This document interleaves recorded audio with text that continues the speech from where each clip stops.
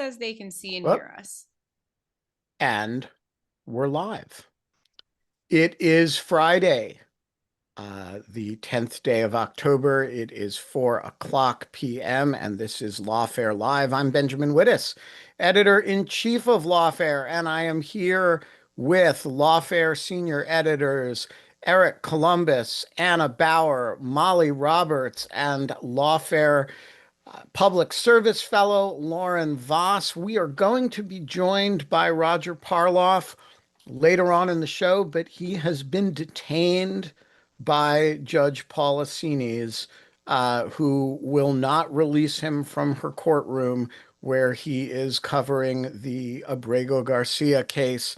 And eventually we will have to file a habeas petition for him in order to get him on here to bring you a update on that case. But as long as that case is running, we're going to let him stay in there as long as he can.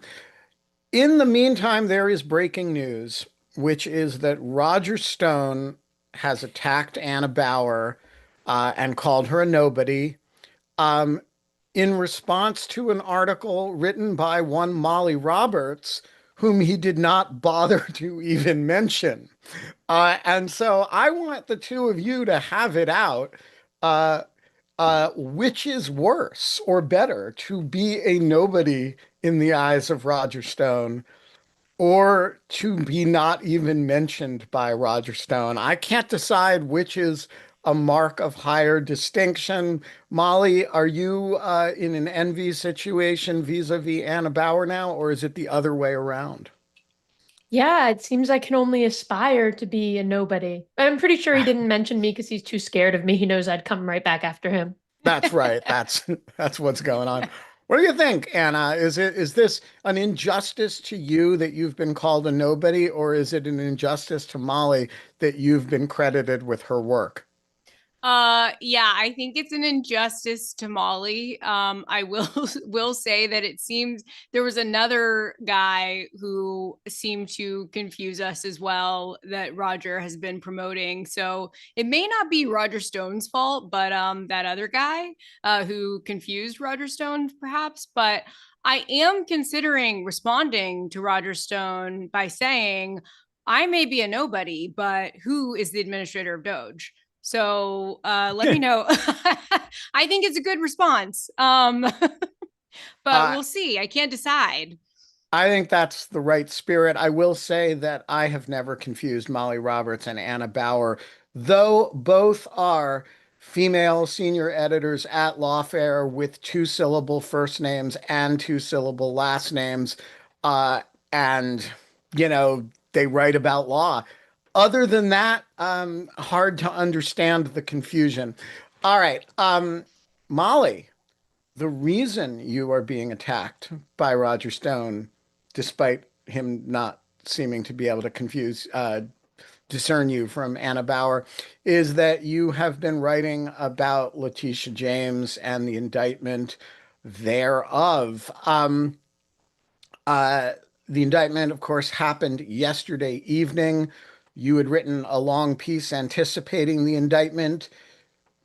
Lindsay Halligan threw you a curveball and indicted on a completely different set of meritless facts.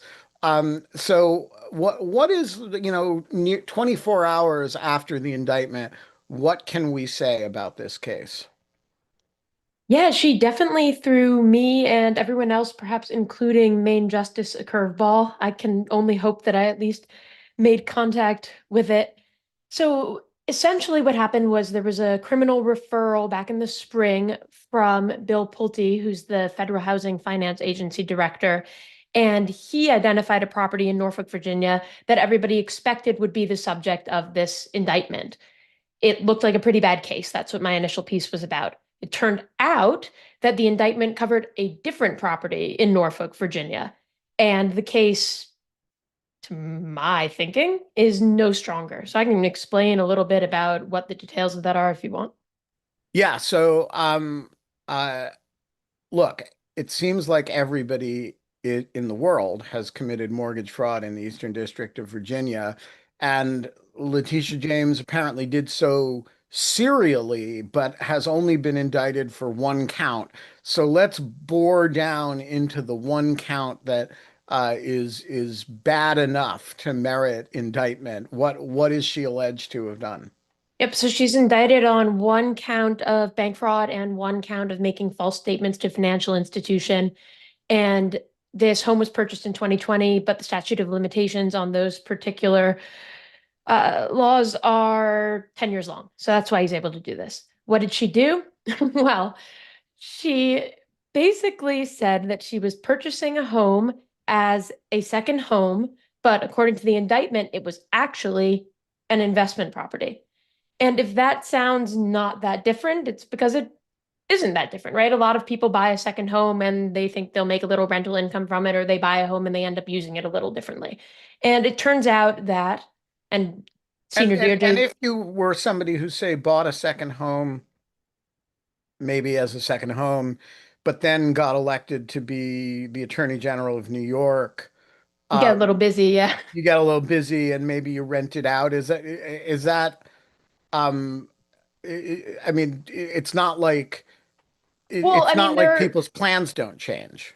totally, and that's partly why the rule around this second home rider, the text of the second home rider, which is the document that the indictment points to say that she misrepresented herself. That's partly why it only covers the first year in which you own the house in the first place. But even then, there's an explicit allowance for doing short-term rentals, which is what it looks like Letitia James did here if she rented the home out at all. So the indictment is a little slippery because it says that here's the second home rider that she signed that prohibits her from entering into particular types of arrangements that would prevent her from having the home primarily available for her personal use during that first year. And then it doesn't allege that she entered any such arrangement. It alleges that she engaged in behavior, renting the house out a bit and not using it that much, that actually the second home rider does not prohibit. So, dumb question, but the rider prohibits you from doing what with the The house? rider prohibits you from entering into rental arrangements during that first year. Well, first of all, it prohibits you from like using some agency to do this for you versus doing it yourself. But it also prohibits you from entering into rental arrangements during the year that will make it so that the home isn't available primarily for your personal use. It's very like weedsy and wordy, which is maybe why a grand jury decided to go ahead and give Lindsay Halligan this indictment. But basically, it doesn't prohibit you from doing a short-term rental for, a few months or whatever over the course of the year. And also, it doesn't require that you actually spend any personal days at that home. And and just so that we're clear, when you sign such a rider, normally that's a contract issue between you and the lender, right? It's not fraud for me to say, you know, sign a document promising to do X and then, with a mortgage contractor, and then for one reason or another, I don't do X. It's just like normally I would think of that as a breach of contract. Where does the fraud come into it? Right. So they would have to prove that she intended to deceive the bank, the lender, and also that that deception would have been likely to, or that she had the intent to convince the lender, or that it would have been likely that it would have convinced the lender to give her a loan at a better rate than the lender otherwise would have done. And why are we assuming, and by we here, I mean Lindsay Halligan, that the lender would give you a better rate if it was a second home than it was a rental property? After all, a second home doesn't generate income with which you pay your mortgage, and a income property does. So what's the reason for thinking that she would be lying in order to obtain a better rate? Yeah, I mean, the referral, or not the referral, the indictment says that on average, you could be expected, based on kind of the standard range of rates for second homes versus investment properties, to pay, I think, a 0.815% higher rate on an investment property than on a second home, which in Letitia James's case, over the lifetime of the loan, would have yielded her what they call ill-gotten gains of just under $19,000. So yeah, it's a range of rates that a lender would tend to offer, and the range tends to be higher rates for investment properties than for second homes. All right. So if I'm Letitia James's lawyers here, it seems to me there is two obvious courses of action. Unlike the Jim Comey indictment, we only have uh, there's no mystery as to what the facts are here because there's no classified information. There's no the so one thing you can do is everything Comey is going to do, which is, your vindictive prosecution motion. That's going to be as rich as Comey's is. But the second thing you can do is file a motion that says assume the facts as alleged, they don't amount to a crime under the statute for all the reasons that we just discussed. The rider's kind of vague. It doesn't seem to prohibit what it prohibits. So, what do you expect her first move here to be? Yeah, I mean, I think that she could absolutely do that. She is scheduled to appear in court on October 24th. She's been issued a summons, not an arrest warrant, so it looks like they're not going to try to perp walk her. Her lawyer, Abby Lowell, and the rest of her team didn't have any ability ahead of this to get any documents that might debunk what's in here. In the case of the indictment that was expected, they furnished a ton of documents that kind of showed this isn't even accurate, what's being alleged. So, like you said, it's possible they could do the same thing here. They could say, really, she didn't misrepresent herself at all. Or they could say, even if she did say that she intended to use it as a second home, like you said, it's not against the law. So I think they could take either of those routes. And then, of course, they will also file the The vindictive the process. selective and vindictive process. Yes, yeah.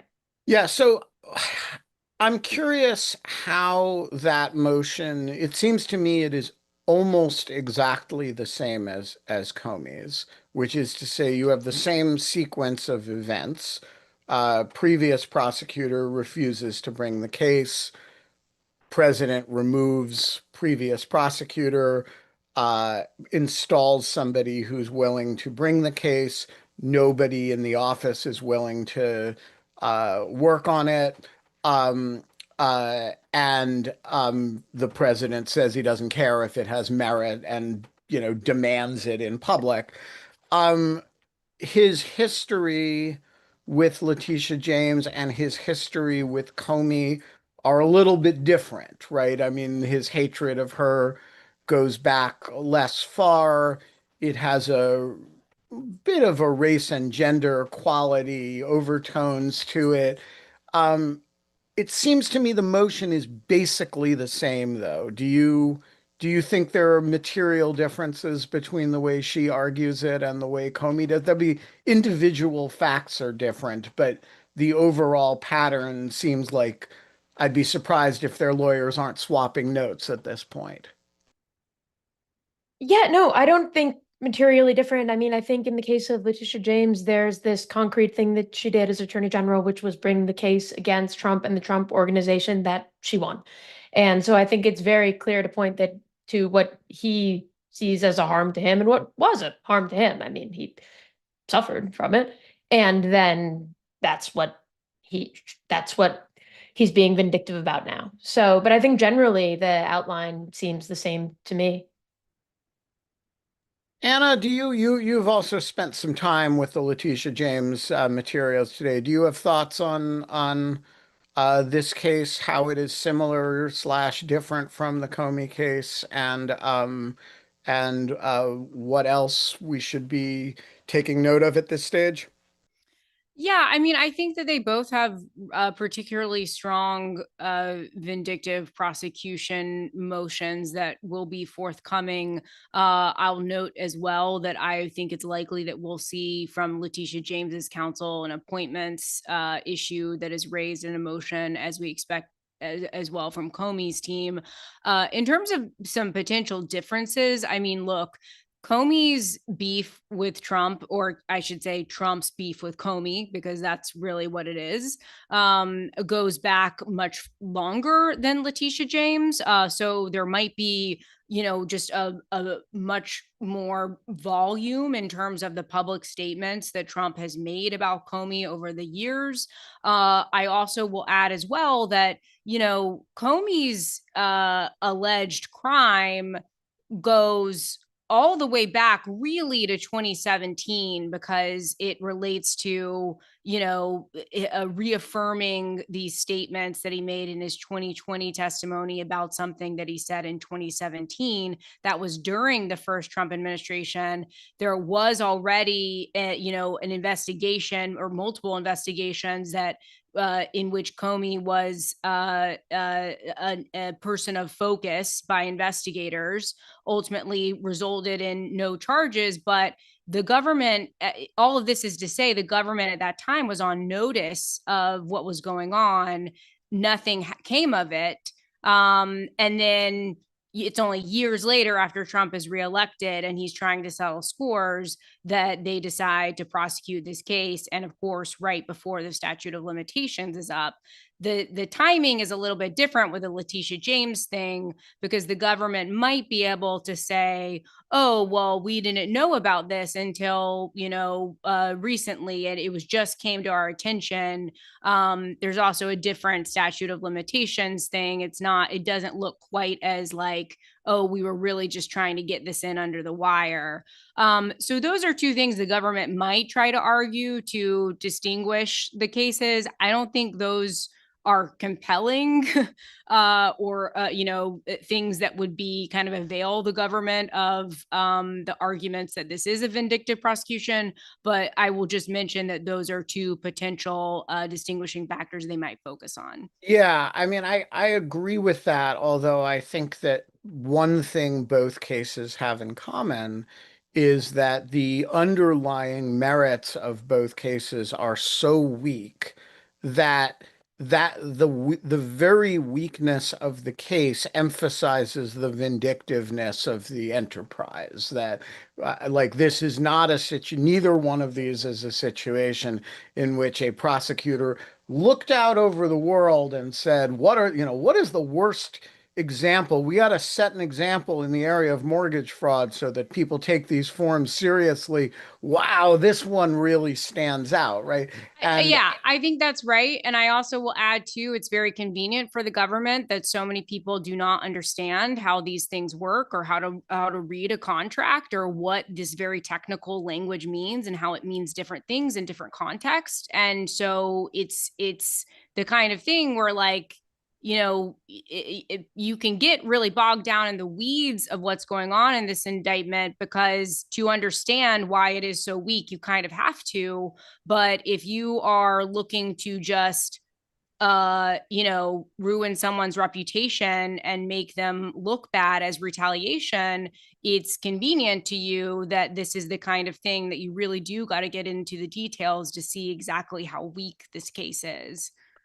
yeah, and one other advantage that Letitia James has here is that the allegations are actually spelled out in the indictment. And so, as Molly was describing before, she can file a motion to dismiss that says, hey, this is on its face a defective indictment. And of course, Comey can't do that because the nature of the allegations are obscure. And, you know, some might suspect intentionally obscure, to the degree that the prosecutors who were sitting at the table on the other day at the arraignment, which we'll come to in a moment, didn't seem to really understand the nature of the allegations in their own indictment, which is something that I'm not sure I've ever seen before. So I do think there are some differences. But I also think that the broad pattern here is very similar. These are going to be the two strongest selective or at least vindictive prosecution motions we have ever seen in American history, at least uh, in the modern justice system. We've never seen anything like these motions. Um, and um, and they're going to be a super interesting litigation to watch. Um, I think to the degree that they are likely to be the basis of disposition of at least one and maybe both of these cases. And you're likely to thus have relatively quick appeals that uh, put the way Trump is using the Justice Department immediately in front of the Fourth Circuit and then in front of the Supreme Court. And so watch these two cases. This is a situation where Lindsay Halligan has dragged the Justice Department, and it's not clear that either that main justice even fully understood what she was doing here, dragged them uh, at Trump's behest into a confrontation that is going to be very substantial with Yeah, respect. and keep in mind too that it's not just these two cases where we're going to get development of the law in this area. We'll talk a little bit later about the Abrego Garcia criminal case, and that motion for vindictive prosecution is already proceeding to an evidentiary hearing.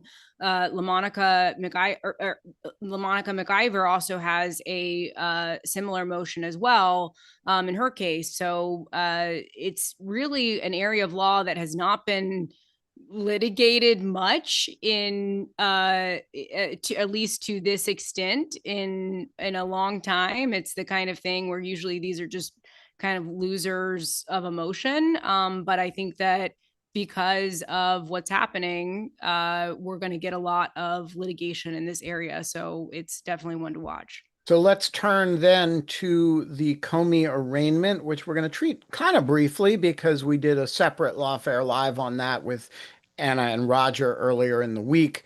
But Anna, give us, for those who missed that, the quick overview of where we ended up. Yeah, so let me just give some high level highlights, understanding that people, if you want more detail, should go back and find the Substack Live that we did. A few things that became apparent at this hearing, Ben. One is that Comey's counsel, Patrick Fitzgerald, said that they still do not know who person one and person three in the indictment is. Remember that the indictment in this case is very vague. It's And just unclear. and just to be clear, we do know. Yeah. We just don't know in an official Yeah. sense, So why right? don't you remind people what we know? So what we know, or what everybody assumes, is that person one is Hillary Clinton, and person three is a law professor and lawfare contributor named Dan Richman. And everybody assumes this, and there's a lot of circumstantial reason to believe it. And when Fitzgerald says they don't know that, I don't think what he means is not that they're at sea, they have no idea. What he means is that the government has not informed them of that in an official way and has not provided them any of the material that would substantiate what precisely is alleged to have happened. And so you can't really prepare a defense on the basis of your kind of vaporous assumptions based on press reports. Right. And remember, for those who need reminding, that the indictment alleges that Comey lied to Congress when he said that, he has never authorized someone to be an anonymous source for a media report.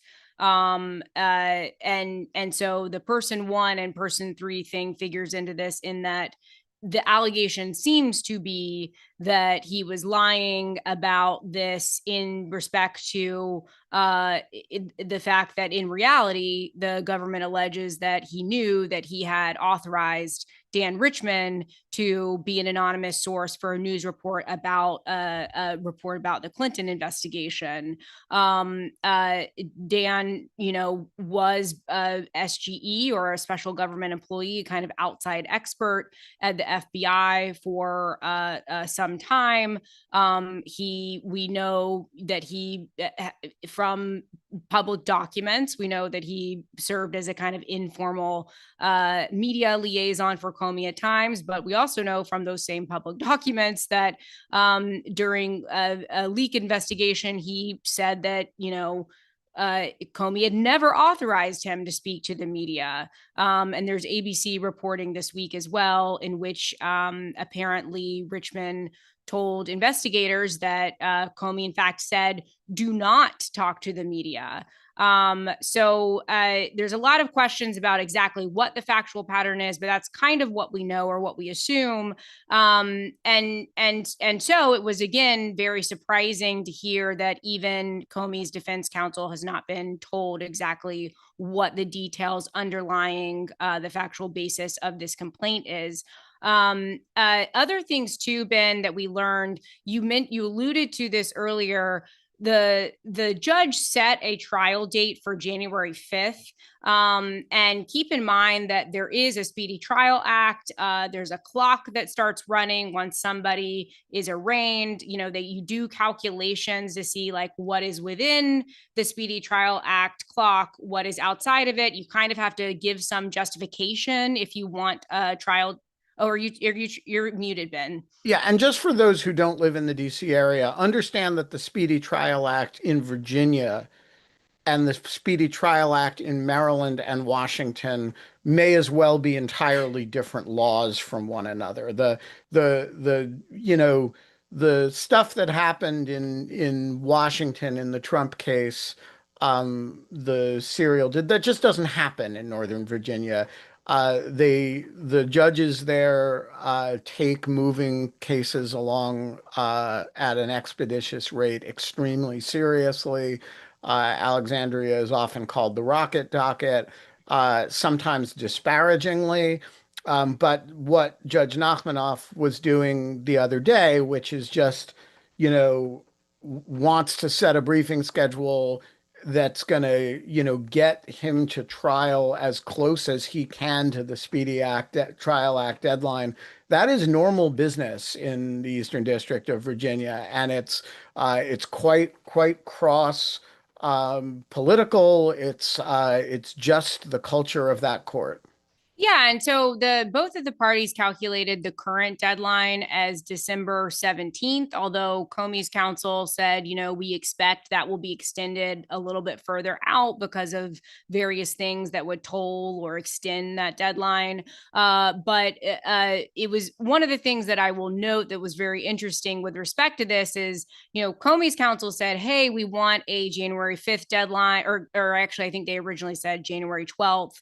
It got set for January 5th.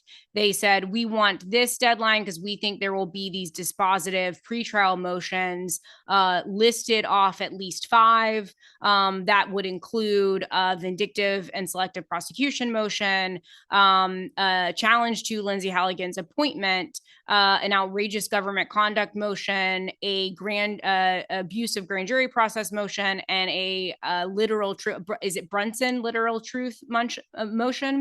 And just for those who don't know, Bronson is a case that stands for the idea that a statement that is literally true cannot be a perjury. So if Anna asks me, did you do this terrible deed in a room with green wallpaper? And I respond, the wallpaper was a little bit off green.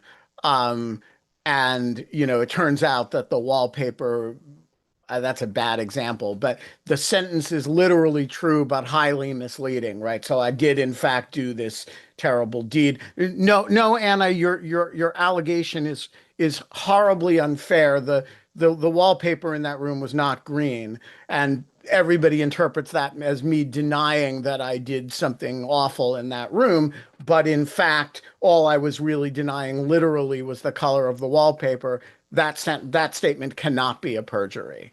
Um, and um, and so, a literal truth motion would be simply to say, wait a minute, I'm sure it would focus on the word anonymously. Um, but um, but that there's something about the specific words that Comey spoke that even if you think they're misleading, are literally true and therefore cannot be a false statement.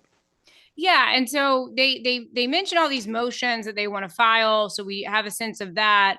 And then the judge turns to the prosecution and says, "Okay, so they've set out what they want to do, what motions they want to file. Do you agree, prosecution?" That this case cannot be tried within, before mid-December, the December 17th date. And over at the prosecution table, we've got Lindsay Halligan and we've got the two new attorneys who were brought in from North Carolina, from the Eastern District there, Gabriel Diaz and Tyler Lemons. Lemons is the guy who's doing the speaking for the government. And Lemons tells the judge, Judge, we want to honor the defense request for a January trial, but also we're still getting our hands around the evidence in this case. And there's a lot of it, and a lot of it, a large amount of it will be classified information. That's really remarkable because typically whenever the prosecution comes in at a first hearing on a scheduling conference or an arraignment and they're asked about this kind of thing, they're able to at least articulate to a basic degree like what they expect of the discovery. They're not going in there saying we're still wrapping our hands around the discovery ourselves. So that was a remarkable. And then the other thing too is the classified information bit. The government again, like I said, suggested that this case might involve an introduction at trial of classified information. They did not have a good sense of how they intend to handle that. I think maybe in part because the guys who just got out of the case don't really know what is going on in the case. But they said that they hoped that they might be able to declassify the information for use at trial as opposed to going through a SEPA process. SEPA, of course, is the statute that regulates the introduction or the use of classified information in criminal trials. So that was very interesting. Those are the things that substantively stood out to me. Ben, what stood out to you and what do you make of all this? Well, I mean, first of all, an arraignment is a very brief hearing, and there's not a lot of substance that gets dealt with at an arraignment. That said, there were a couple of atmospheric things that were I thought really eye-opening. And the first was just the relative level of pride in position on the part of, normally, federal prosecutors are kind of proud to be there and they believe that their case represents justice in some sense. And defense lawyers occasionally believe in the merits of their specific case, but more often they believe in their role in the system, right? And they acknowledge that they're representing scoundrels, but there's a really important reason to represent scoundrels, right? And to make sure that the government is dotting every I and crossing every T. And here you have a situation in which the Eastern District of Virginia could not beg, plead, or threaten any lawyer who worked there before this case was brought to show up in court. Literally not one, right? The three lawyers at the prosecution table are the uh, pardon me, corrupt replacement for the guy who wouldn't bring the case. Um, and two out-of-state lawyers who have literally no idea what they're doing and sort of acknowledge that to the judge. And so, like, there is nobody who worked in the Eastern District of Virginia who's willing to stand up in court, which is usually something of a matter of pride. You talk to federal prosecutors, like, what's your favorite part of their job? And some of them will actually tell you, I like standing up in court and saying, Your Honor, I'm Benjamin Wittes, and I represent the United States. And there was literally nobody from the Eastern District of Virginia who was willing to do that. And sensing that, I think, Pat Fitzgerald gets up and he opens his presentation by saying, I'm Pat Fitzgerald, Your Honor, and it is the honor of my life to represent the defendant in this case. This is somebody who put Rod Blagojevich in jail. He's a famed mob prosecutor, right? He's like, there are a lot of honors in this guy's life. And the honor of his life in this presentation is standing up in court to oppose the United States. And that's a remarkable thing. I think it was aimed at like he's a smart lawyer. It's theatrical on purpose, but it really caught me. Yeah, just on that point, I was talking to people after the arraignment who were there, and it very much felt, in a way that was inverted. The balance of power usually is like, you can feel, like you said, that the prosecution kind of has the power in the room.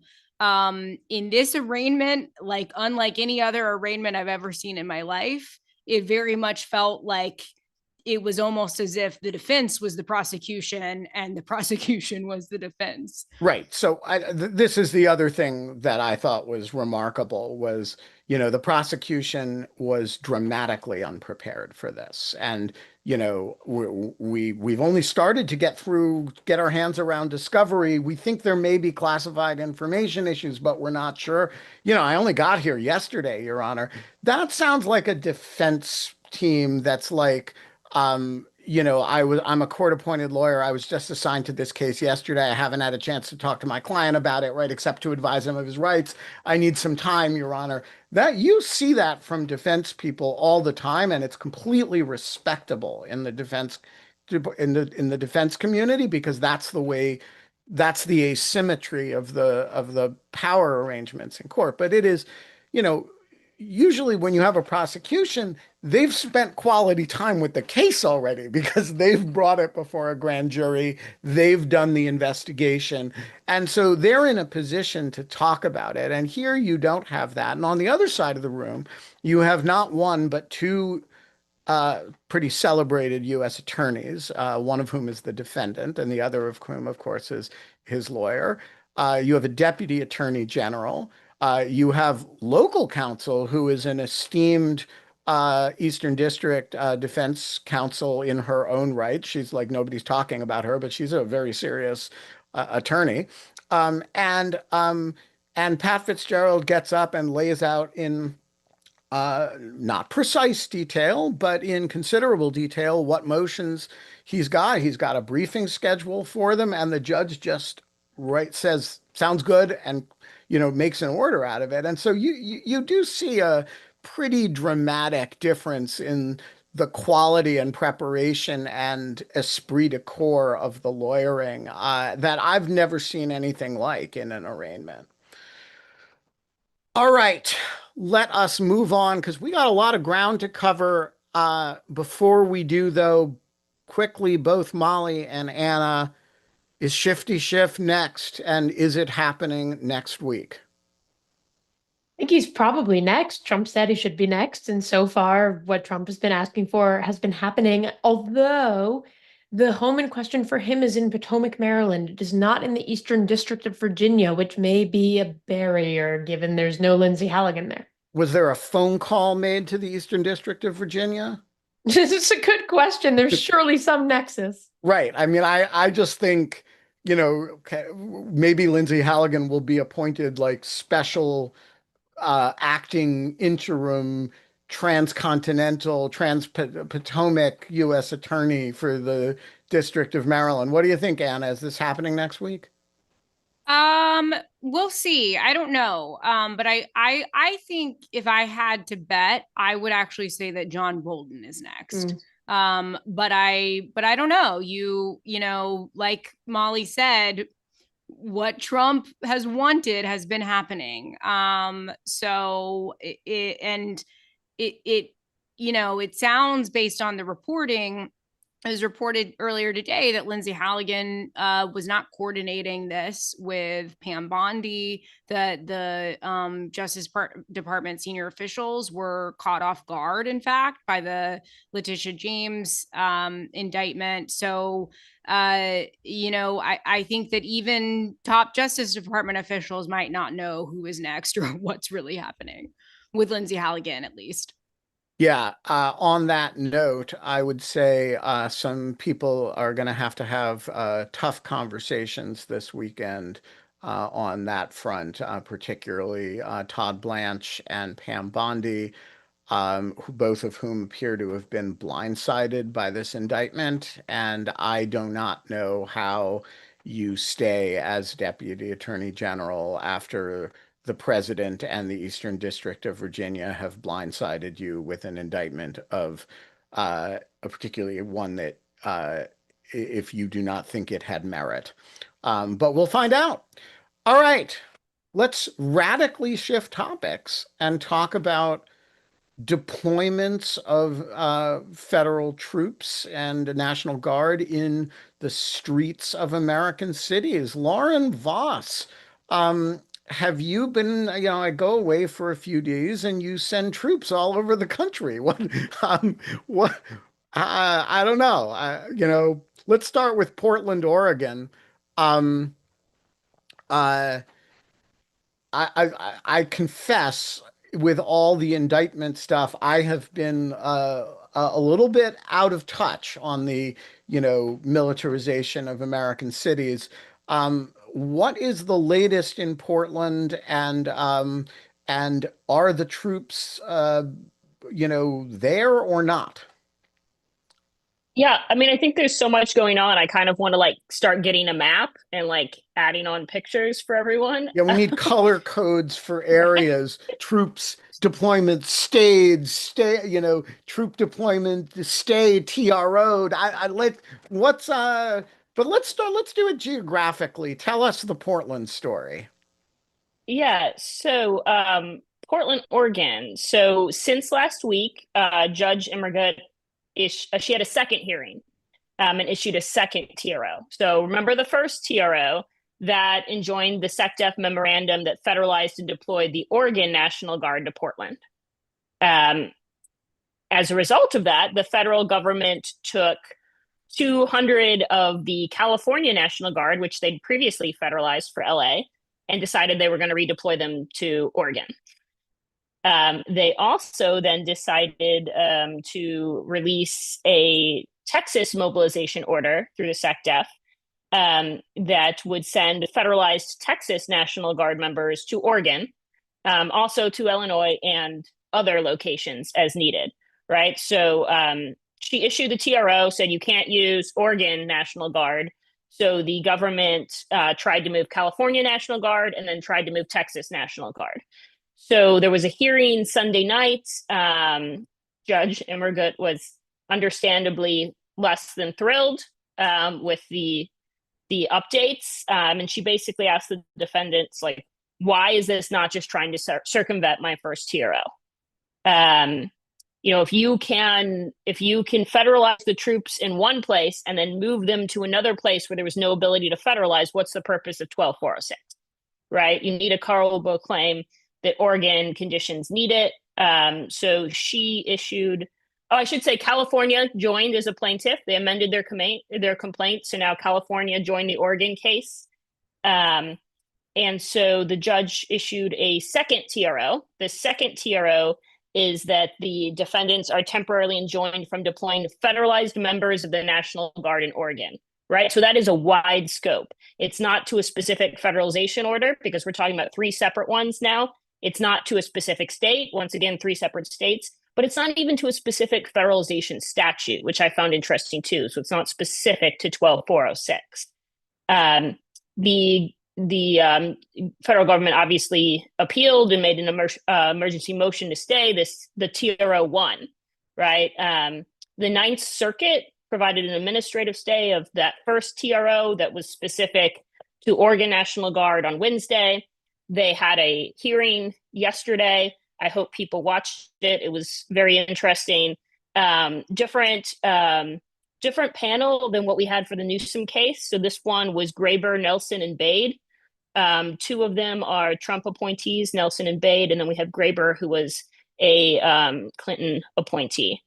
At this hearing, no decision was made, but I'd say 2 out of 3 of them pretty much said that the district court did not give enough deference to the president in interpreting 12406 and whether or not the situation applied. Graber did ask twice if there were any disagreements on the facts, and the lawyer, the DOJ lawyer said no. But I mean, oh my goodness, there's so many disagreements on the facts, right? Disagreements on the size of the protesters, when and how they were out of control, how they were managed, what troops were needed to manage them, right? So one local TV station just ran like a 24-hour live news feed of the area, and you really need that going longer term.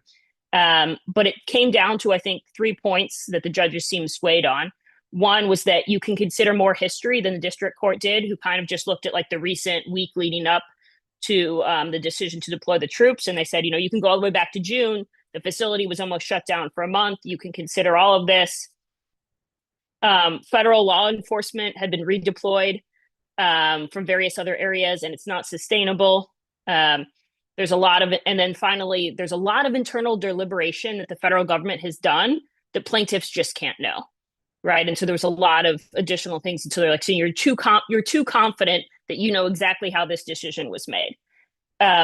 So I would not expect them to be favorable to the plaintiffs here. But I would say that this is all on TRO number 1, right? And so they even clarified this during the hearing.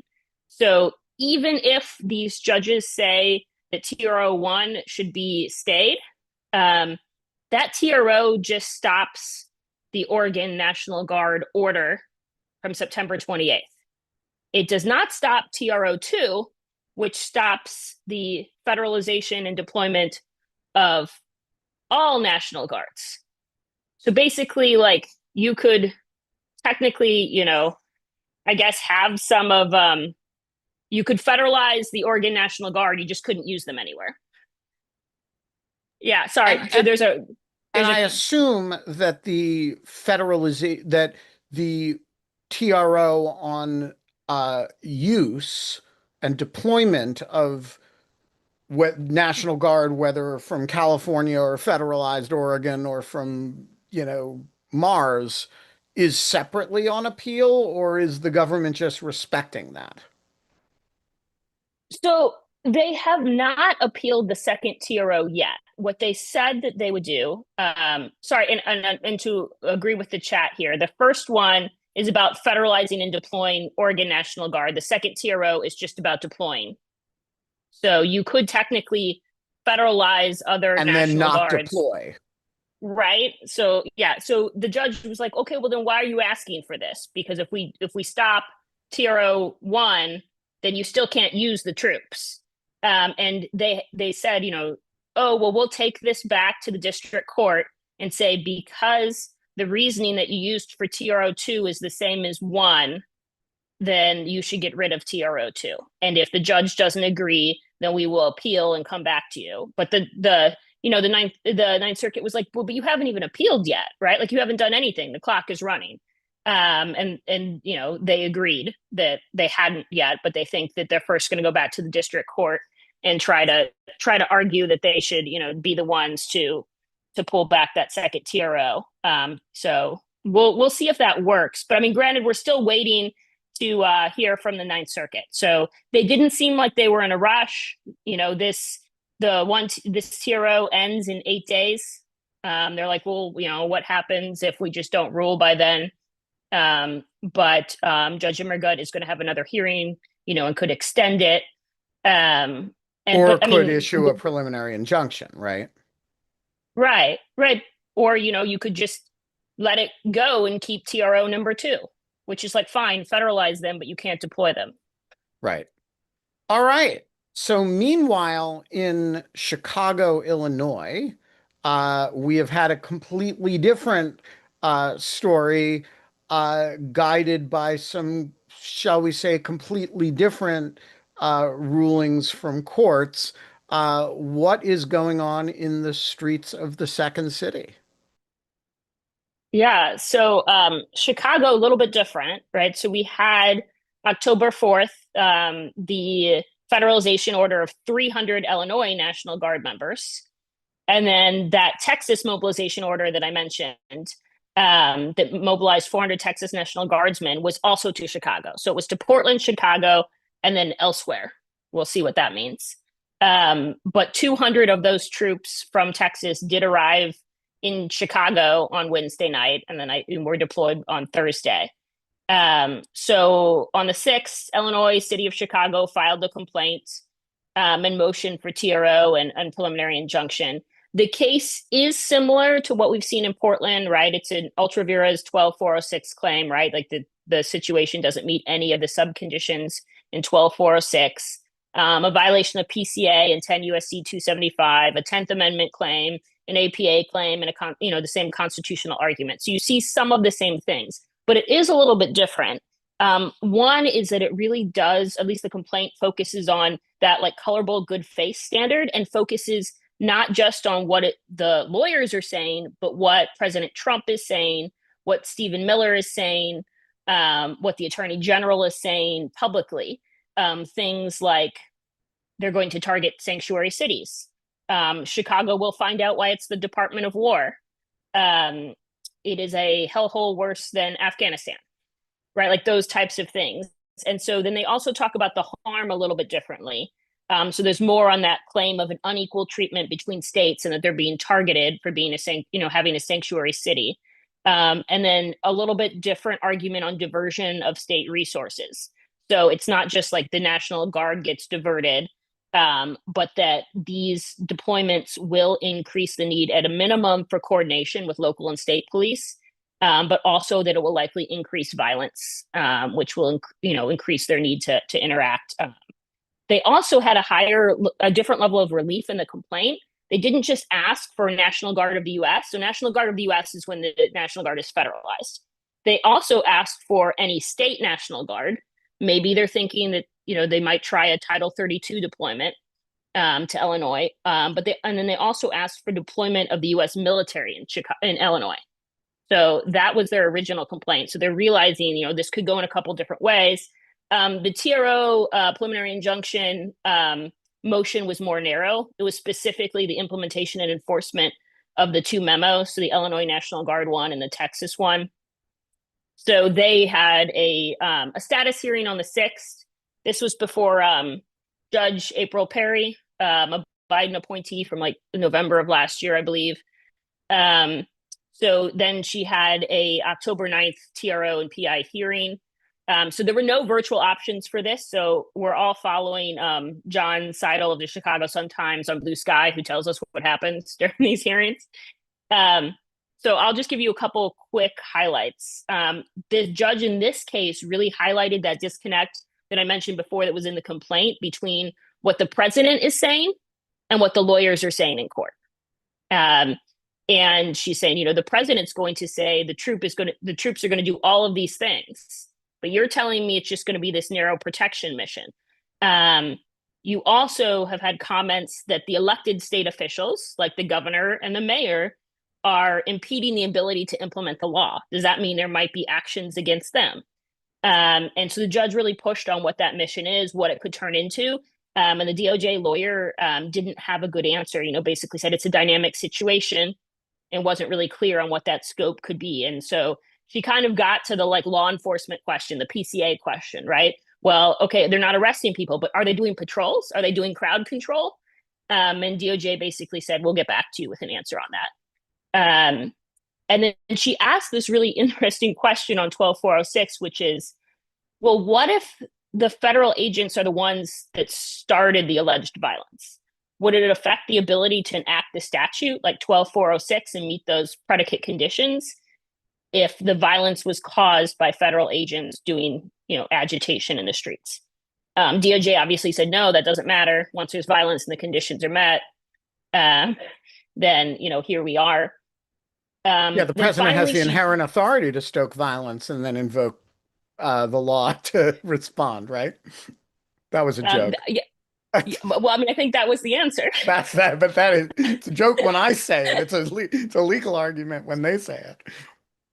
Yeah, and then she also pointed out some of the evidence was not accurate.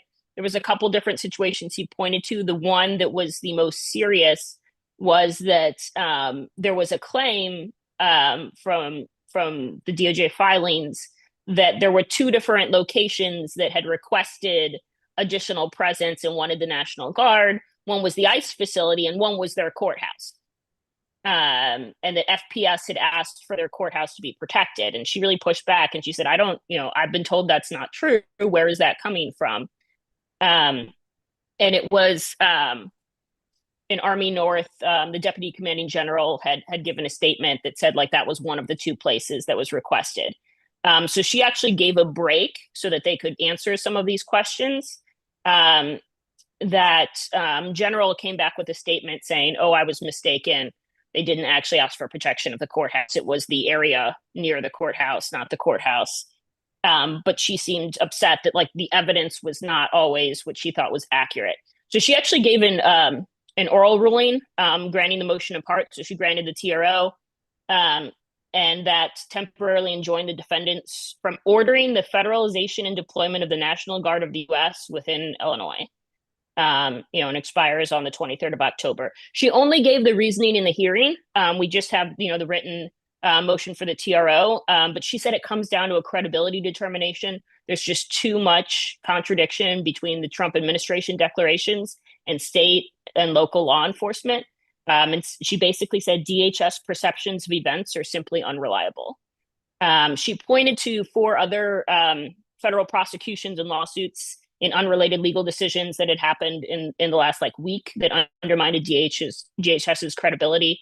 They had prosecuted some protesters, and it looks like most of those just completely fell apart. There was one no bill in Chicago, which shocked everybody. And she did say that 12406 allows review, but she really wasn't specific on how much deference must be given. And then so the defendants appealed, and then we're waiting to see what happens there. So to baseline, there should be no National Guard federalized troops on the ground in Portland or in Chicago right now. You still may have some in LA. You obviously have the ones in DC. Wow. All right. So more dinosaurs on the streets of Portland than federal troops right now. Because people in Portland are wearing inflatable dinosaur costumes to go protest. And I think if you haven't seen the videos of the inflatable dinosaurs running around Portland, it is a thing of beauty. All right. Eric, speaking of situation in Chicago, we have litigation involving journalists. What is Kristi Noem doing to our fair profession in the streets of Chicago, and what are the courts doing about it? So the folks protecting the ICE, purportedly protecting the ICE facility just outside of Chicago, have been firing pepper spray, pepper balls, various other riot control munitions, been shoving people to the ground.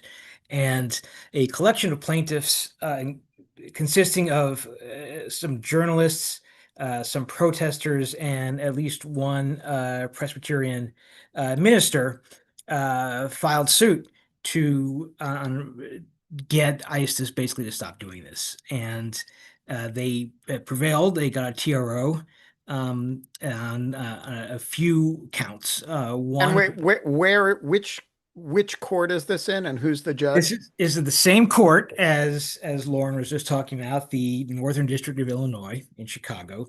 The judge is Sarah Ellis, who is an Obama appointee. And she granted the TRO on a few bases. First, that it was a First Amendment retaliation against protesters and for protesting, and against journalists for committing journalism, if you will. And they were being shot with chemical munitions, gas, pepper sprayed, hit with near lethal grenades, and otherwise threatened with arrest. And another basis for the injunction, for the TRO rather, was, interestingly, a claim under the Religious Freedom Restoration Act, brought by the Presbyterian minister. And I should say, Journalism is a religion after all. I should say this is part of a proposed class of similarly situated people, because there were more than one minister, religious person, protesting and protesting, not just it doesn't count if you're a religious person who is protesting, but that you are protesting in a religious way, if you will, by praying or in a way that is part of your religious practice. And the Religious Freedom Restoration Act says that the federal government, may substantially burden a person's exercise of religion only if it demonstrates that application of the burden to the person is in furtherance of a compelling governmental interest and is the least restrictive means of furthering that compelling governmental interest. And so the judge found that they were, in fact, targeting people engaged in prayer, and that there were, as with the journalists, there were much less burdensome ways, if you will, of protecting the federal building than the physical force that they were using against these people who were praying. And then relatedly, she also found that it was likely that the plaintiffs would prevail on a Fourth Amendment excessive force claim. And so she entered an injunction, a TRO rather, that did a variety of things. It barred the cops from dispersing or arresting or threatening or using physical force against any journalists unless they have any probable cause to believe that the person has committed a crime. It barred them against issuing crowd dispersal orders against anyone who is in a place where they have a lawful right to be, unless there are exigent circumstances that justify it pursuant to a DHS use of force policy. It barred them from using riot control weapons on anyone who's not posing an immediate threat. You bar them from using force, such as shoving a person to the ground, tackling them, body slamming them, unless it's necessary and proportionate to effecting an arrest. And so some of these things are basically like, just follow the law injunctions, but some of them were not. And the judge felt that this was necessary in order to get ICE to stop engaging in what she found to be outrageous behavior. It's not clear whether this is working. There is video circulating on the internet today of a producer for a Chicago TV station being thrown to the ground and handcuffed behind her back. It's a very short video, so we don't know what preceded it, but it has caused some alarm among a lot of people who have viewed it. The judge denied a stay pending appeal. Now, I should say at this point, this is very similar to a case brought in Los Angeles in June, in which similar restrictions were imposed on ICE with regard to dealings with the press. And that was a TRO. ICE did not try to do anything. It did not, generally a TRO is considered not to be appealable, though there have been times, including as Loren just discussed in the troop deployment context, where the government has in fact appealed the TROs. It did not do so in Los Angeles. It seems to have reserved the right to do so here in Chicago based upon seeking a stay pending appeal. All right. As you can see, we have been joined by the very estimable Roger Parloff, who is, I believe, in a library in Greenbelt, Maryland, which library is also Lawfare's secret studio headquarters for post-court hearing live streams. Roger, you have just come out of a day-long hearing before Judge Polisini's in the Kilmar Abrego Garcia case, or the civil one. Bring us up to speed. What has she been up to all day? Yeah, well, this started at 11 and it might still be going on. I had to leave at 4:30. Yeah. So, but we took testimony from one ICE official, John Schultz. Wait, before we know who we're taking testimony from, what is even before the court at this point? Yeah. So on Monday, we were going to have, we had a hearing here about, it was supposed to be about discovery relating to the petition, the habeas petition. And, but it turned out that it was going to be into what steps the government had taken and was taking to try to remove him. There were had the government was so vague and had apparently done so little that she moved directly to what's an important point of the habeas, which is release from custody. And so we had a hearing today on whether he should be released. And the grounds is um, what's called a Zadvitas motion, more or less.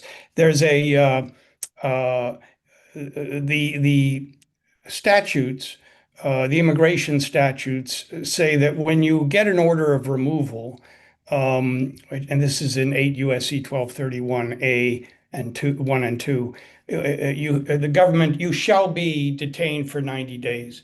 And then the A6 says, and that can be extended, but it doesn't say how long. And then the Supreme Court in 2001 in Zadvitas versus Davis said, well, presumptively you can't be detained more than 6 months. And the key thing you're looking for is there a significant likelihood of removal in the reasonably foreseeable future? And of course, what's the problem the government is having is that, of course, they're saying most of the time that they are going to let Abrego go to trial, which isn't until January. And in August they said they emailed his lawyer. They didn't serve anything on him. They emailed his lawyer and said, well, we've designated Uganda for you. And then in September, they emailed his lawyer and said something like, we changed it to Eswatini because you had a fear of going to Uganda. And uh, anyway, it develops that, and on Monday they were unable to say, well, what exactly does that mean? Have you even contacted Eswatini? And the lawyers were sort of, well, I don't really know. We don't have that. Maybe we have. So today we had a witness, and it developed that no, they hadn't even contacted Eswatini, which, by the way, is the former Swaziland. And then the lawyer said that they did reach out to them Wednesday afternoon, Wednesday evening of this week for the first time. And then and on Thursday morning, they learned that the answer was no, Eswatini will not take them. Meanwhile, there's Ghana rumors in the background, and Ghana has rejected those.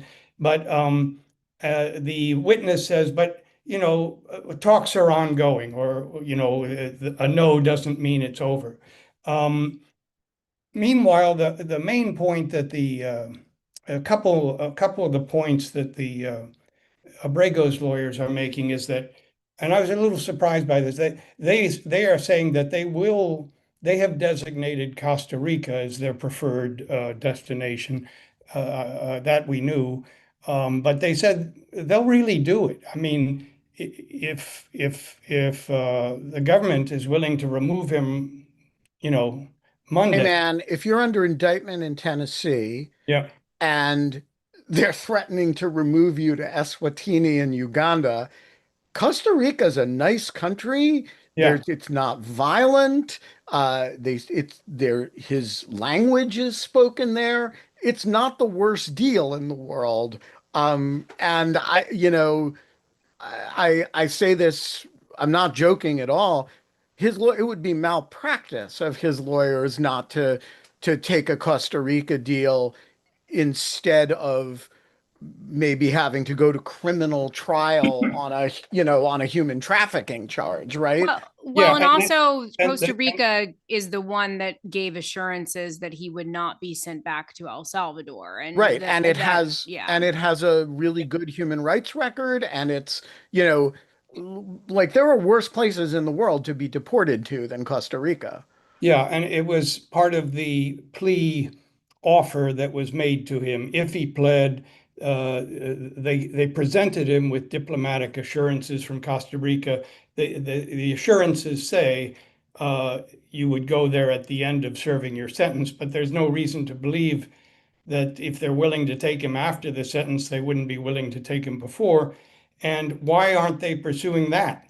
And meanwhile, they're throwing out these crazy names that he has no And what relation. was the answer to that? I mean, I assume they are. We We know the real answer, which is that it's a punitive coercive mechanism. punitive and Presumably, they're not political. going to say that in open court. Right, and we haven't. So we had the evidentiary portion. Then there was 10 minutes of closed courtroom for under seal evidentiary evidence, and then they started the arguments, and it was still Abrego's attorneys arguing when I had to leave at 4:30. So I haven't heard exactly what they're going to say in response. I know that some of the response is some of the claims are, well, we weren't going to start looking to place him. You've got an injunction in place against moving him out of the country. So of course we're not going to, and she said, well, and the Abrego said, there's no regulation. It's saying you can't get started now. I mean, are you seriously? And she was saying, if I lift the injunction, are you willing to let him go? And Abrego saying he's willing to go. So anyway, I do expect. I'm not expecting there to be a ruling tonight because but I don't know. And but I think she'll want to cross her T's and dot her I's on this because there will be an immediate appeal. And but it's pretty. I mean, I think there's going to be a release order. There have actually been, I described Zedvitas and it didn't sound, the thing here is that the order of removal was in 2019. So the facts are different. And he was released. So the government, the Abrego says, well, the 6 months period still starts then because there's nothing keeping you from trying to remove him. Why do you need to have him in detention to remove him? You've had 5 years, you've had 6 years. And there are actually a number of cases and a district court level, including several in Maryland. And they're really harrowing fact circumstances. I mean, we focus on Abrego. There's these people you've never heard of that, have been in this country for 17 years and suddenly they're whisked off the street and they're trying to remove them and no or trivial, like a misdemeanor marijuana possession or something. So there are cases in his favor, but they're at a low level. And of course, I should also say Zedvitas itself is a 5-4 ruling with the, written by Justice Breyer. Prior. Yeah. So, they will, And look, and Zedvitas was frankly a very sympathetic case from the government's point of view. It was. Zedvitas is a career criminal Yeah. who is stateless. There's Real no reason. criminal. Yeah, I mean, he was a serial criminal. Yeah. There's no reason why any country would want to take him. He's been convicted and convicted, and he's and his deportation is completely righteous, and they just can't figure out what to. And they're earnestly trying to find a country that'll take him. They just can't find one because who wants somebody like that, right? And so I actually think if you're Policinis, you're like, if you're willing to say, if the Supreme Court is willing to say that, you can't detain Zedvitas forever. Well, Kilmar Abrego Garcia is a much more sympathetic case than Zedvitas. Yeah, there's one other argument, which is non-trivial, which is that the statute sort of says, it seems to say, it looks like it says that if you designate a country to be removed, a third party, your preference, there needs to be good reason not to send you there. they can't just pull one out of a hat in Africa to, that you have no connection to and make that the No, preference. no, the president has the inherent authority, Roger, Oh, to deport you to a country of his choice to punish you for not, for embarrassing him. That's there is one other thing that came up, which was that I haven't poured over my notes. I think it was after the Uganda designation, in quotes. Um, the witness got a call. He didn't know about that. His division, which is supposed to be in charge of this sort of thing, knew nothing about it. His boss sent him a newspaper article with the article attached saying that apparently he's going to Uganda and said, "Get ready," words to that effect. And then he gets a call, and it's from somebody on something called the Homeland Security Council. And which I believe is Stephen Miller run. well, it's in the national. It's a wing of the National Security Council, and they were saying what what was the call about, and Jonathan Gwynn for DOJ invoked presidential communications privilege, and then there was a long bench conference, but Anna and I were at a 4-hour Yeah. hearing a few weeks ago, and they had a different guy that had been called to tell what's going to happen when if he gets out of criminal detention. What will the process be? And they were pretending at that point that some nameless field officer in either Baltimore or New Orleans was going to start looking for the country for him. And this sort of suggests that it's not really working in that way. all right. We got a few more things to get to, and we got a few audience questions. So I'm going to ask everybody to be relatively expeditious in answers. Anna, Did she talk about the criminal case? no, that's what we were going to turn Oh, to I'm now. sorry. Anna, Kilmar Abrego Garcia also had movement in his criminal case. Give us an update on that front.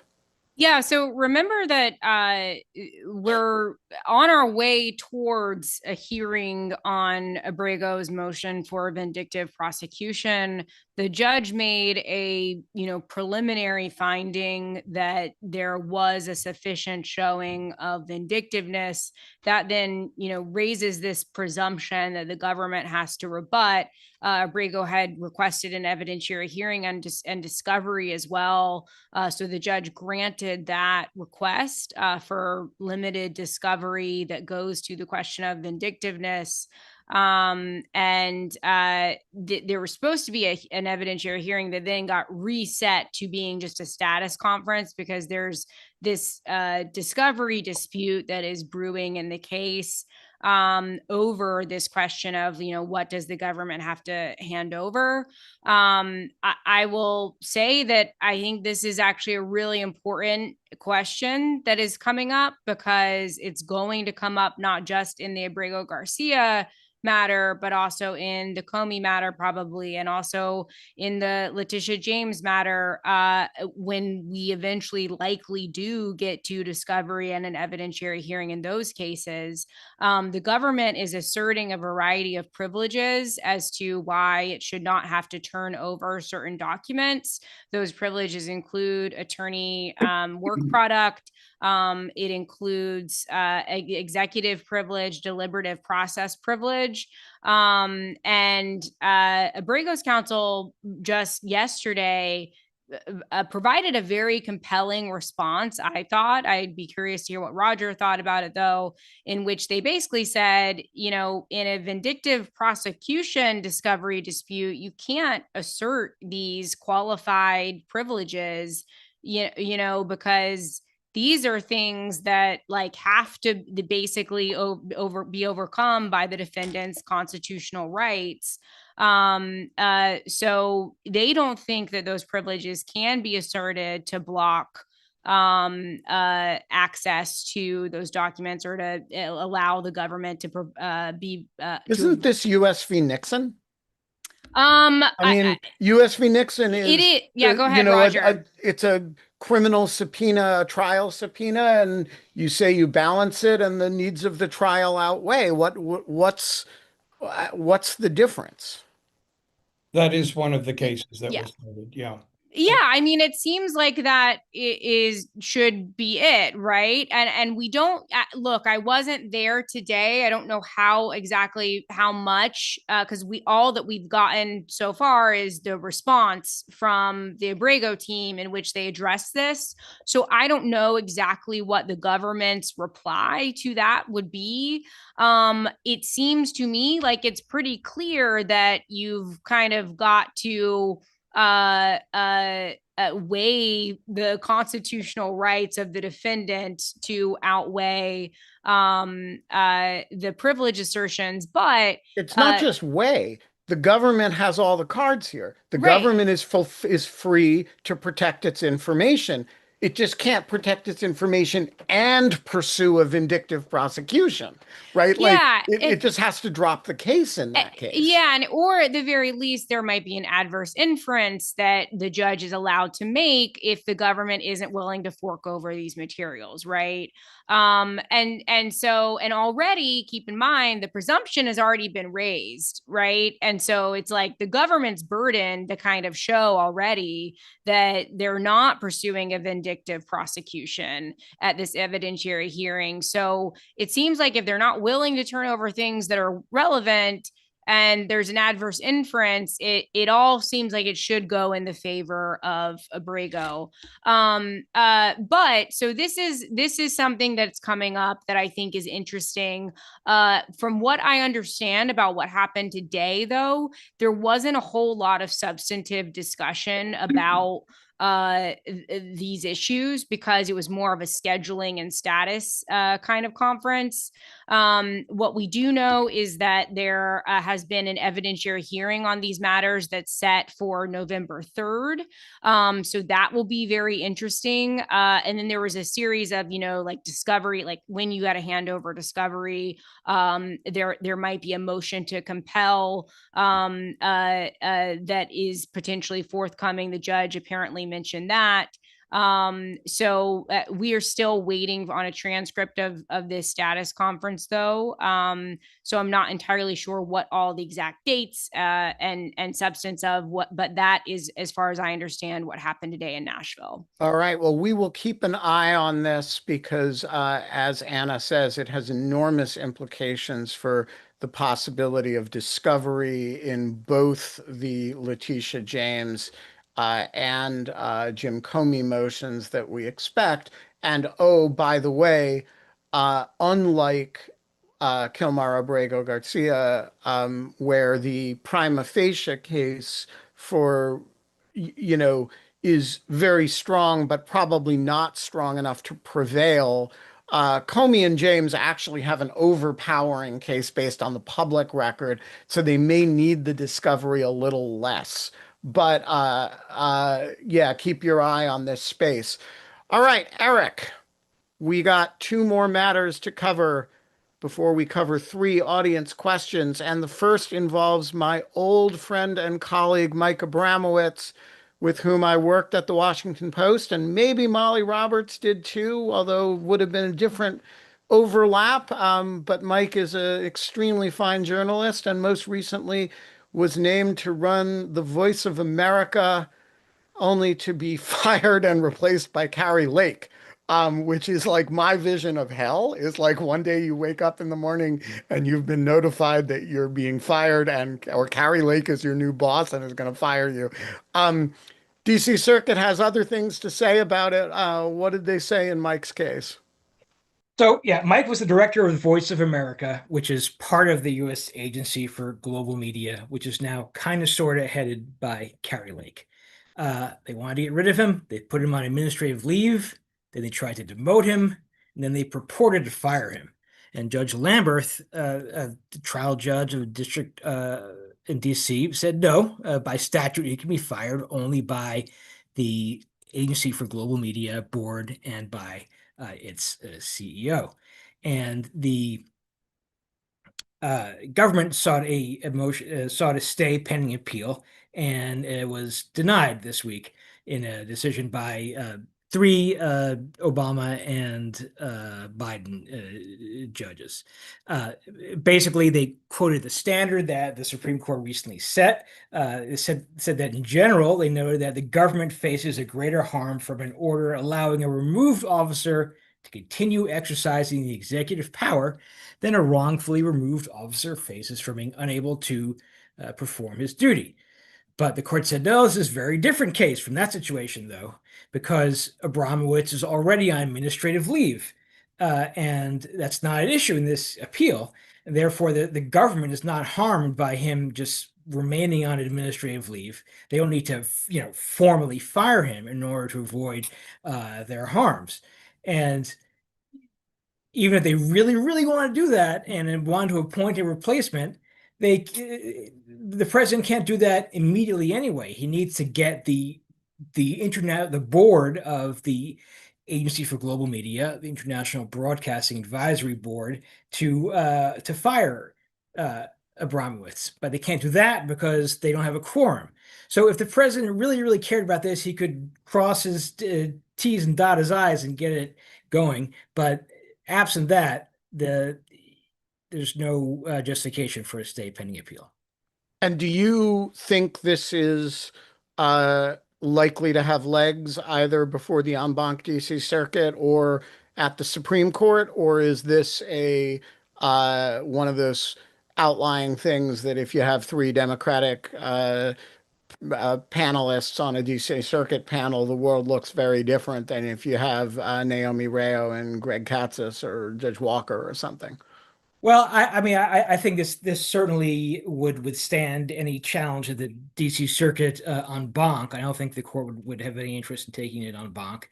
The Supreme Court, I don't know. I mean, I would be surprised if the administration tried to take this up, because it just seems like it's like, who cares? It's so exhausting. There's so much. There's nothing. There's no real strong reason, I think, for them to want or need a different result here.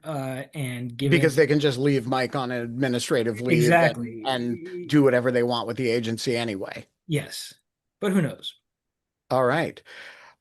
Meanwhile, in 33 minutes, the government's brief on whether it can RIF all the furloughed employees is due. Russ Vought announced earlier today that the RIFs have begun, which is perhaps the most obnoxious tweet in the history of the Office of Management and Budget, sort of triumphing over fired government employees. Eric, what do we know about the shutdown RIF dispute that is now shaping up in court?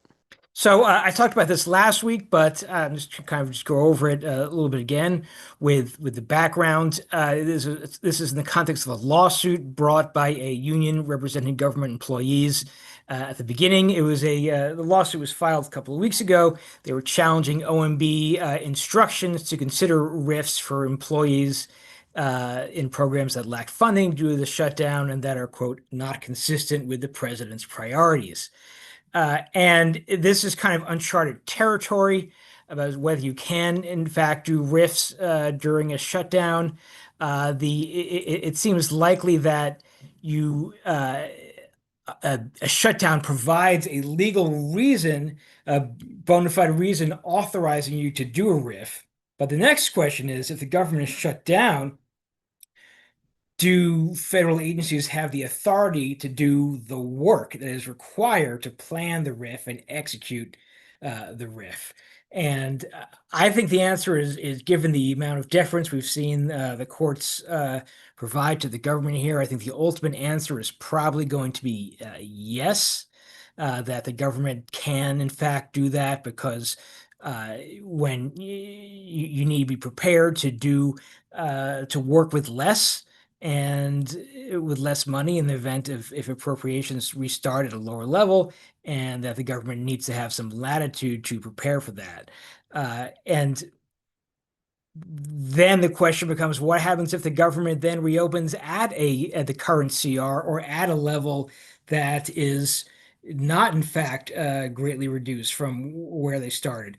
They might have to rehire a lot of these people who they've riffed back. So it's a very odd, both substantively the process and procedurally. And I will plug our the great Nick Bednar, a law professor who is the foremost expert in this in academia, who has written for us on several occasions on riffs, and his work is very much worth reading. All right. Andrew Steele, you get the first question today. Please unmute yourself. Hey everyone. The question I put in was, has there ever been a successful vindictive or selective prosecution motion in the United States against the federal government? I just put the question in Westlaw as well while we were talking, and I'm going to put two cases that I found in the chat that you might consider as examples of successful prosecution. They're very extraordinary or successful motions for vindictive prosecution, but just wondering if there was any like benchmark that you had in mind for what now are going to be three motions pending. Obviously, Right. James Comey's, Letitia James, and Abrego's, which is currently pending as well. So I can only speak for myself here. I have never seen one. You know, they're fairly routine in political cases, and they always fail. And they fail to the point that they are often not worth reading the briefing over there. They fail so predictably and for the same reasons. My impression is that where government conduct has been outrageous enough to support one, the motion that tends to proceed is an outrageous government conduct motion. And so I wouldn't be surprised if there are some outrageous government conduct motions that have succeeded that could be reframed as selective or vindictive prosecution. But I can't think of a single case that I have ever seen, at least not in a high profile case where there has been a successful motion for vindictive prosecution. Does anybody know of a counterexample to that? So can I just answer Mr. Hawkinson's question? Yes, the search was scoped to only federal cases. And I think the first one that I posted here, United States versus Jarrett, which is in the Seventh Circuit. I don't remember exactly which district it was, but that was a case where it was a defense attorney who was known to be like very overzealous, and the prosecutor then looked into something along these lines. I think that's probably the right paradigm as an example. It's just going up. It's the what was raised in the Abrego motion, a person trying to just exercise their statutory rights to litigate and criminal investigation being brought against them. Right, but I Yeah. would just note that there is a real difference between some garden variety prosecutorial misconduct directed at a defense lawyer and, acts of public presidential vindictiveness. And I Yeah. think, to the extent there are successful motions, I would expect them to look very much like that, which is, some rogue FBI agent or some rogue prosecutor does something outrageous for personal reasons, right? Think, uh, you know, or these things happen in state courts sometimes, like the Duke Lacrosse case, where you have a prosecutor who just gets a bee in his bonnet against a group of people. But I don't know of any case, certainly not in the Watergate context, in which there's sort of a successful one of these motions that emanates from the highest level of publicly and openly stated vindictiveness. So I don't know if anybody can think of any, flag them for me, but that's my impression. I'll take a look at those cases that you posted. I'm aware of cases that have gotten to the discovery phase or where discovery and an evidentiary hearing have been ordered, but I'm not aware of cases off the top of my head in which it's, gone as far as after there's discovery or evidence that the case has been dismissed. But it's something that I've been meaning to look more into. And so this question is a good reason to do so. Jeff M., please unmute yourself and the floor is yours.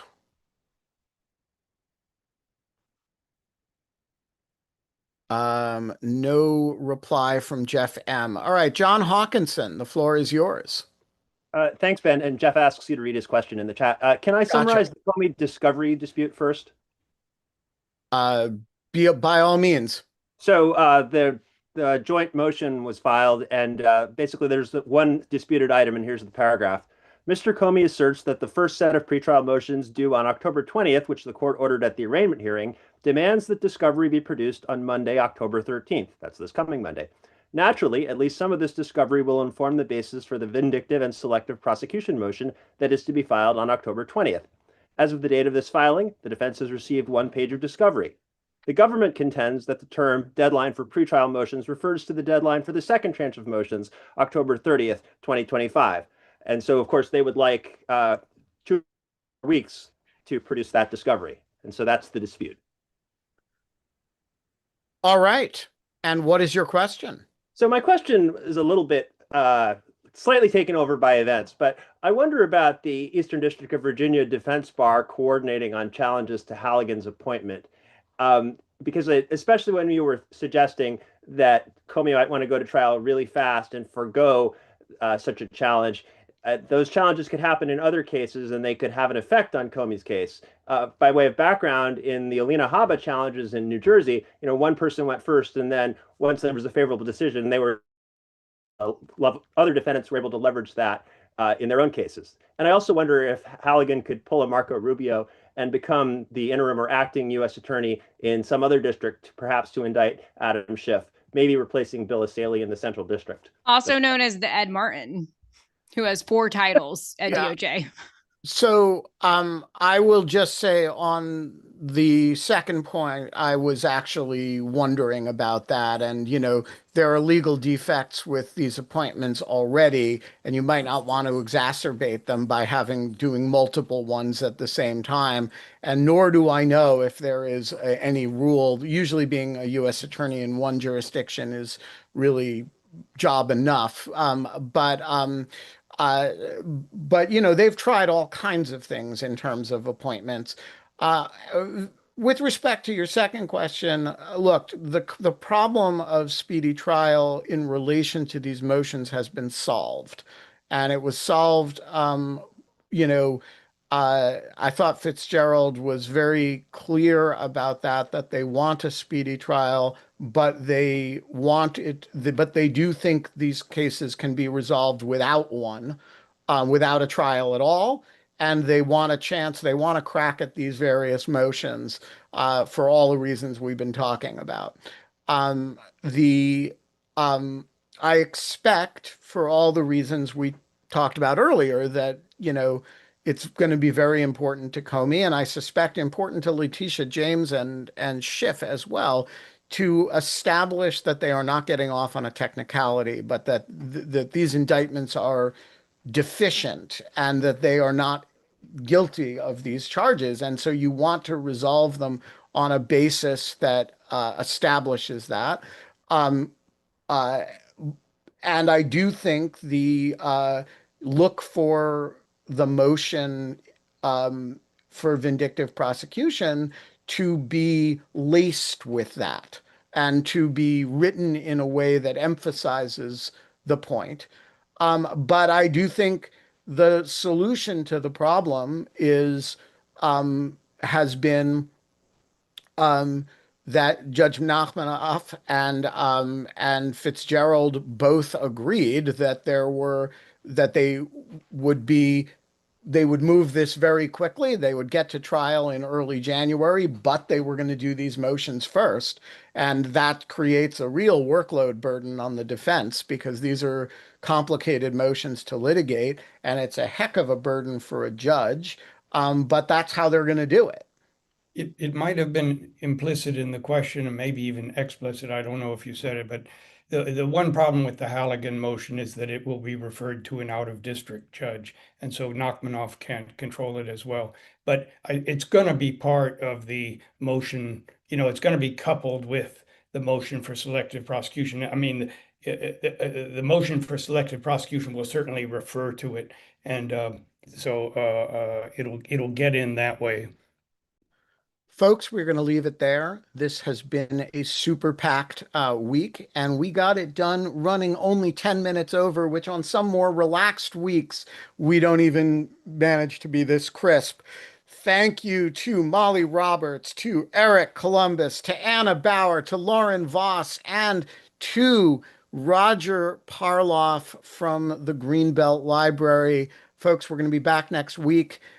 We don't know which indictments. Will it be Shifty Schiff? Will it be John Bolton and his mustache? And do you need a separate indictment for the mustache? Or is that just, like part of him? Does it have its own, a human personality for purposes of the law?